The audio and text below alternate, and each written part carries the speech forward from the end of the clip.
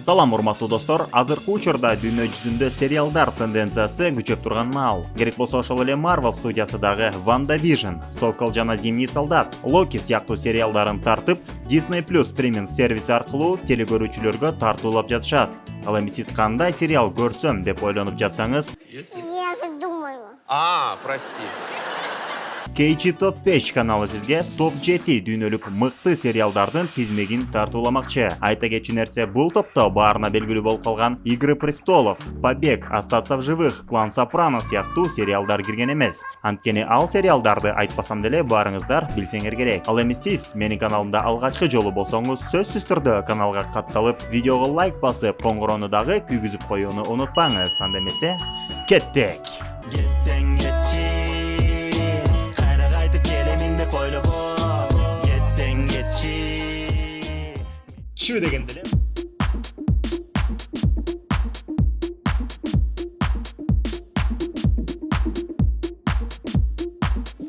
Жетинчи орунда Мир Дикого Запада. Бул сериалдын идеясын көтөрүп чыккан дүйнөгө аттын кашкасындай таанымал болгон Кристофер Ноландын бир тууган иниси Джонатан Нолан болгон. Сериал жөнүндө кыскача айтып берсем, бир аябай бай адам көңүл ачуучу чоң парк курат дагы ичин адам сымал андроиддер менен толтуруп салат. Ал андроиддер өздөрүн адам деп сезип, робот экендерин билишпейт. Ал жакка дүйнөдөгү мен деген эң бай адамдар барып каалаганын кыла алышат. Анткени андроиддер адамга каршы эч нерсе кыла алышпайт. Анткени алар ошондой программаланган. Робот не должен причинять вред людям. Первый закон робототехники. Да, знаю, я видел вашу рекламу. Бирок бир күнү бир андроид өзүнүн андроид экенин билип калат дагы, калганы спойлер. Сериал HBO каналы тарабынан 2015 жылы тартылып, чоң экрандарга 2016 жылы чыккан. Азыркы учурда 10 жана 8 эпизоддордон турган 3 сезон жарык көрдү. Дүйнөлүк аттуу баштуу кинокритиктер сериалды жакшы кабыл алышкан. Мазмуну терең, Мир Дикого Запада азыркы учурдагы көптөгөн маселелерди ичине камтыган. А эмнеге 7-чи орунда десеңиз, бул сериал жакшылап кунт коюп көрүүңүздү талап кылат. Жана да айта кетчү нерсе, плюс 18 сахналары дагы камтылган. Андыктан үй бүлөңүз менен көрбөңүз демекчимен. 7-чи орунда Мир Дикого Запада. Знаешь, почему здесь лучше, чем в реальности? Реальный мир — это хаос, случайность. Но здесь каждая деталь что-то дозначит. Даже ты, Лоренс.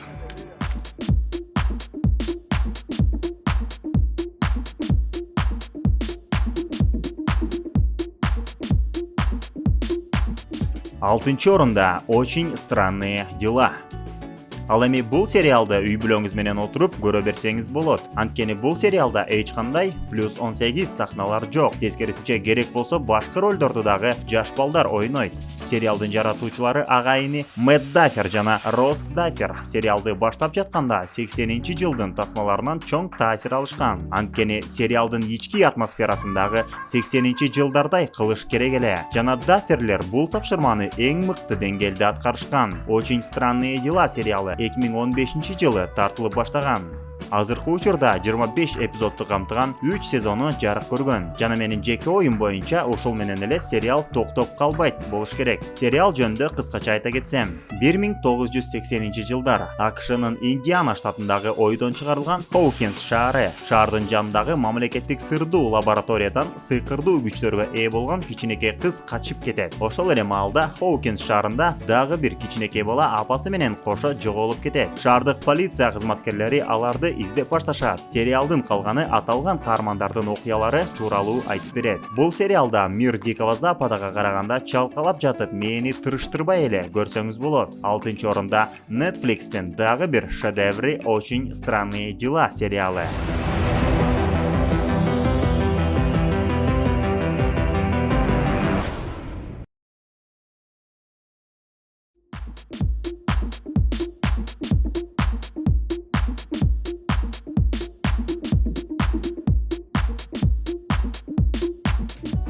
Бешинчи орунда Тьма. Аталган сериалдагы дүйнөлүк гигант Netflixке таандык жана бул топтогу башка сериалдарга салыштырмалуу АКШнын сериалы эмес. Германия тарабынан тартылган сериал. Алгачкы сериалдын жаратуучулары Баран Бо Одар менен Янке Фризер сериалдын алгачкы сезонун өздөрү тартышкан. Сериалдын мазмундуулугун, тереңдигин, профессионалдуулугун көргөн Netflix албетте сериалды түп тамыры менен сатып алышкан. Бирок сатып алганы менен эч нерсе өзгөргөн эмес. Ошол эле режиссер, ошол эле сценаристтер, актерлор, оператор, айтор бардыгы ошол эле бойдон калган. Бир гана нерсе бул эми Netflixке таандык деген аты болгон. Тьма сериалынын Мир Дикого Запада менен бир аз окшоштуктары бар. Ал адамдын көңүлүн талап кылуусу. Мисалы башка сериалдарда бир бале болуп, 1-2 сериясын көрбөй калсаң, калганын түшүнүп кете берсең болот. Ал эми бул сериалда бир сериясын көрбөй калсаң, калганын таптакыр түшүнбөй калышың мүмкүн. Тьма болгону 3 сезон тартылып, ошону менен чоң чекит коюшкан. Эч кандай сиквел, приквел тартылбайт деп айтылган. Netflix сөзүнө турабы, турбайбы эч ким билбейт. Сериал жөнүндө бир аз сөз кылсам. Германиянын ойдон чыгарылган Винден деген кичинекей шаарчасы, анын жанында атомдук электростанция жайгашкан. Сериал баштан аяк ошол шаарчада жашаган 4 үй бүлө жөнүндө айтып берет. Алар Канвальд үй бүлөсү, Нильсендер, Доплер үй бүлөсү жана Тидеман үй бүлөсү. Аталган шаарчада кичинекей балдар жоголо баштайт. Очень странные дела сериалына окшошуп кеттиби? Жок, бул таптакыр башкача. Көрсө ошол атомдук электростанциянын жанындагы үңкүрдүн жардамы менен 33 жыл артка же болбосо 33 жыл алдыга баруу мүмкүнчүлүгү бар экени билинет. Мына ошол жерден баштап сериал аталган 4 үй бүлөнүн бүткүл тарыхын, санжырасын изилдеп, акылга сыйбас убакыттын парадоксторун көргөзүп ачыктап берет. Кыскасы, Тьма сериалы мени абдан таң калтырды. Чынын айтсам, буга чейин Итан Хоук аткарган Патруль времени аттуу тасмадан кийин убакыт саякаты тууралуу жаңы нерсе көрө албайм го деп ойлогом. Бирок Тьма сериалы менин оюмду түп тамыры менен өзгөрттү десем болот. Бул жакта да кээде +18 сахналары көрсөтүлүп турат. Андыктан абайлаңыз. 5-орунда Тьма сериалы. Сөзсүз түрдө көрүп коюңуздар.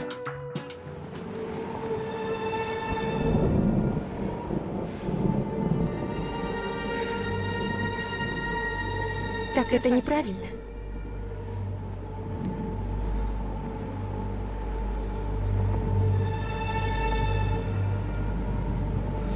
Прости меня.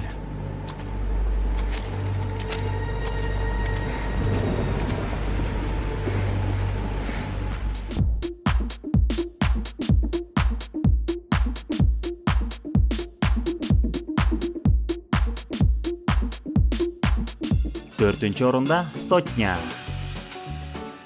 Бул сериал CW каналы тарапынан 2013-жылы тартыла баштаган. Баш аягы болуп 7 сезон жарык көргөн. Эң кызыгы сериал 100 деп аталып, 100 эпизодду ичине камтыгандагы ошону менен сериалга чекит коюлган. Эми сериал тууралуу кыскача сөз кылсам. 97 жыл мурун жер жүзүндө ядерлик согуш башталып, жер жүзүндө кислороддун жоктугуна байланыштуу жашоого мүмкүн болбой калган. Ошондон улам адамзаты космоста ковчег деп аталган чоң спутникте жашап калышкан. Мына эми жер планетасы кайра жашоого мүмкүн деп жерге алгачкы 100 адамды жиберишет. Бирок алар оор кырдаалдарга даярдалган солдаттар эмес, тескерисинче кадимки эле ууру, хулиган системага баш ийбеген өспүрүмдөр болгон. Жерге келгенде каармандар бул планетада жалгыз эмес экендиктерин түшүнүшөт. Мы здесь не одни. Калганын сериалдан көрүп алыңыздар. Сериалда +18 сахналары бар, бирок аябай аз жана анчалык ачык көрсөтүлгөн эмес. Андыктан үй бүлөңүз менен чогуу отуруп көрсөңүздөр болот. Джейсон Ротенберг сериал 100 эпизод менен аяктайт дегени менен CW каналы сериалдын приквелин даярдап жатышат деген ушак кептер интернетке тарап кеткен. Анда 97 жыл мурунку согуштун башталышы жана андан кийинки 97 жыл жер жүзүндө эмнелер болгону тууралуу кеп болот дешүүдө. Ал чынбы, калпы убакыт көрсөтөт. Ал эми бүгүнчө биздин топто 4-орунда Сотня сериалы.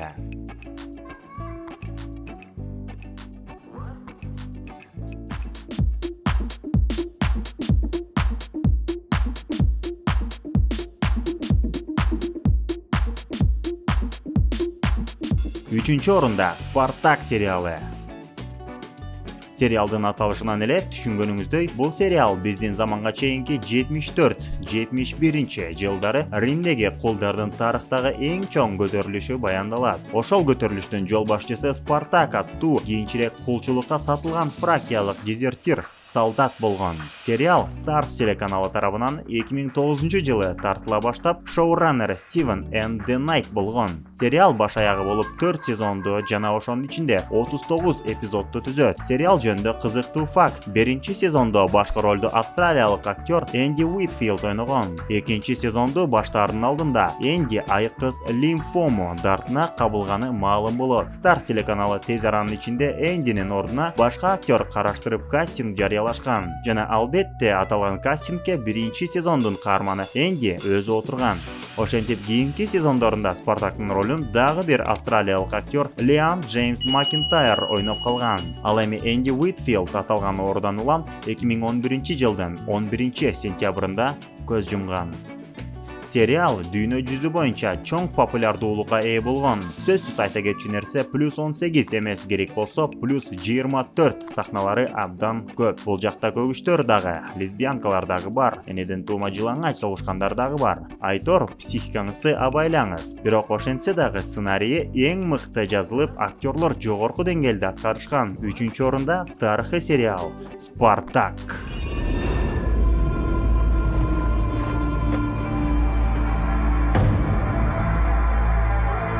Капуя! Я готов продолжать!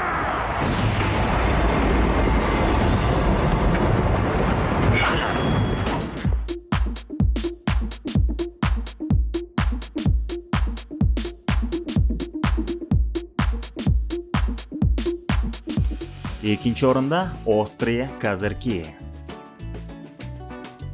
Острые козырьки же болбосо Заточенные кепки сериалы 2012-жылы BBC 2 телеканалы тарабынан тартылып, автору Стивен Найт болгон. Спартактын автору Стивен С. Де Найт менен алмаштырылбаңыз. Экөө таптакыр эки башка адам. Азыркы учурга карата сериалдын 5 сезону жарык көргөн. Ар бир серия 6 эпизоддон турат. Жана да BBC 2 телеканалы сериалды дагы 2 сезонго узарткандыгы маалым.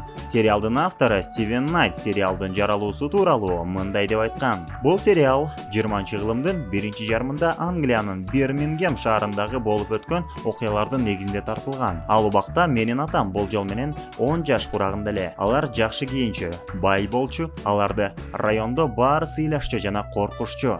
Анткени алар бандиттер болчу. Бир четинен Острые козырьки сериалы 10 жашар баланын бул дүйнөгө болгон көз карашын чагылдырышы керек эле. Адамдар акылдуу жана күчтүү, ал эми жылкылар чоң көрүнүшү керек болчу. Негизи эле бул дүйнө абдан чоң көрүнүүсү шарт болчу деген. Сериалдын баш каарманы Томас Шелби цыган улутунан чыккан бандит. Ал өз үй бүлөсүн коргоо менен бирге Англиядагы бандиттер менен жер талашып, бийлик талашып, согушуп келет жана өзүнүн акылынын курчтугу менен ар кандай капкандарды коюп, душман көзүнө спектакль ойноп, алардын бирин жеңсе, алдыда дагы башка душман күтүп турат. Сериалда баш каарман Томас Шелбинин ролун Киллиан Мерфи ойногон. Сиз Киллиан Мерфини Кристофер Ноландын Начало, Темный рыцарь жана Дюнкерк аттуу тасмаларынан улам таанысаңыз керек. Эгерде сизге бир убакта СНГ өлкөлөрүн дүңгүрөткөн Бригада сериалы жаккан болсо, демек бул сериалдагы сөзсүз түрдө жагат. Сериалда +18 сахналар почти что жок. Экинчи орунда Острые козырьки сериалы. Сколько отцов, а? Сколько сыновей ты порезал, убил, порешил, забил как скот, виновных и невинных, и отправил прямо в ад, прямо как я!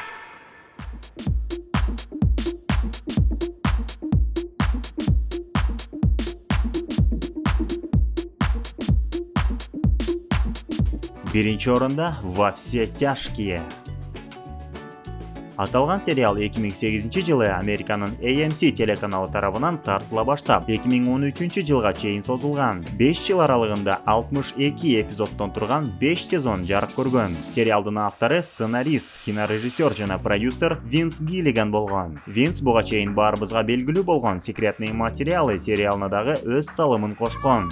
Алгач AMC телеканалы башкы ролго буга чейин жалаң гана комедия жанрында ойноп келген Брайан Крэнстон аттуу актерду алгы кылары келген эмес. Дал ушул Брайан Крэнстон ойнош керек деп сериалдын автору Винс Гиллиган баш бербей туруп алган. Алгачкы пилоттук сериясын көргөндө гана AMC телеканалы Гиллигандан кечирим сурашкан. Сериал тууралуу кыскача сөз кылсак, АКШнын Альбукерке шаары Уолтер Уайт аттуу химия боюнча мектеп мугалими рак илдетине чалдыгып өлүм алдында турат. Вы поняли, что я вам только что сказал? Да.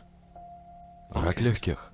Неоперабельный. Ажалы жеткенин түшүнгөн Уолтер өз үй бүлөсүн көзү өткөндөн кийинкиге дагы акчалай камсыздап коюу үчүн айла жоктон наркотиктин метамфетамин түрүн жасай баштайт. Я думаю, что мы с тобой могли бы объединиться. Вы хотите варить мед?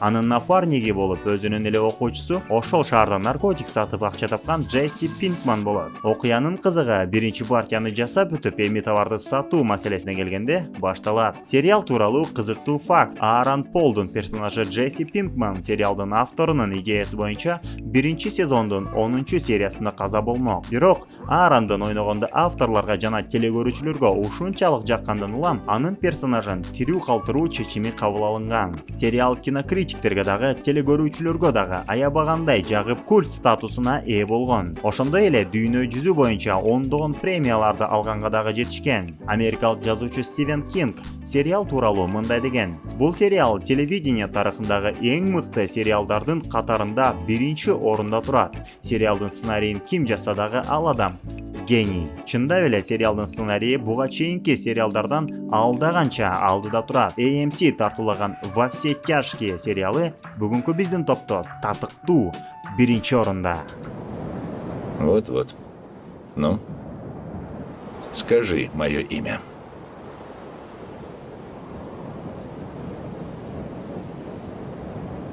Хайзенберг. Ты, сука, прав.